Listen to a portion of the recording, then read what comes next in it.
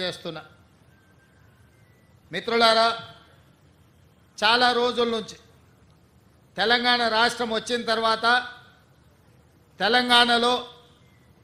తండాలలో, గూడాలలో, మారుమూల పల్లెల్లో,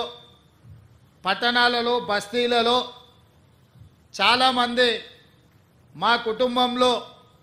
సభ్యులు పెరిగినరు. వాళ్ళకి రేషన్ కార్డు కావాలి,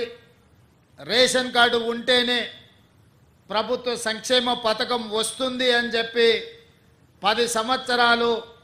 చెప్పులు అరిగేలా ప్రభుత్వ కార్యాలయాలు చుట్టూ తిరిగి వేసారి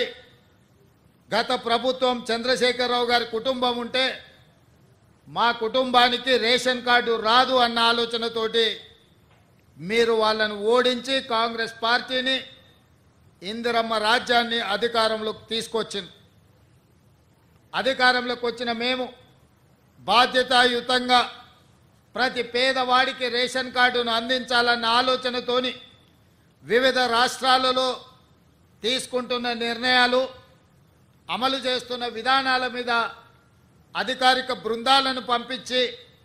మంత్రివర్గ ఉపసంఘాన్ని ఏర్పాటు చేసి మెరుగైన విధానాన్ని తెలంగాణ ప్రజలకు అందించాలి అని ఒక నిర్ణయం తీసుకున్నాం.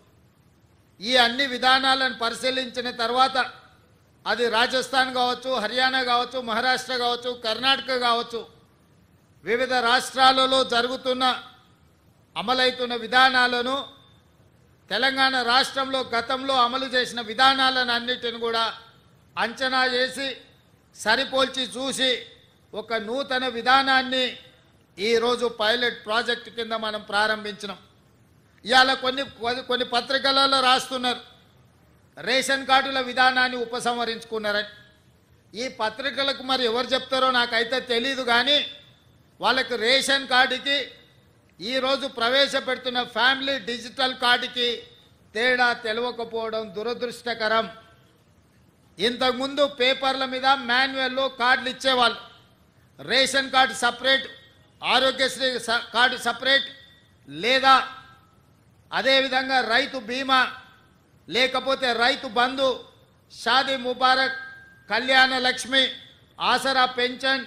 ఇట్లా ఏది చెప్పినా, అదేవిధంగా అసంఘటిత కార్మికులకు హెల్త్ ప్రొఫైల్కు సంబంధించిన విధానాలు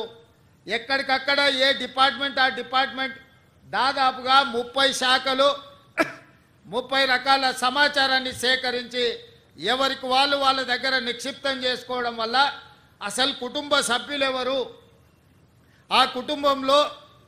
రేషన్ కార్డు అర్హత ఉన్న వాళ్ళు ఎవరు, పెన్షన్కి అర్హత ఉన్న వాళ్ళు ఎవరు,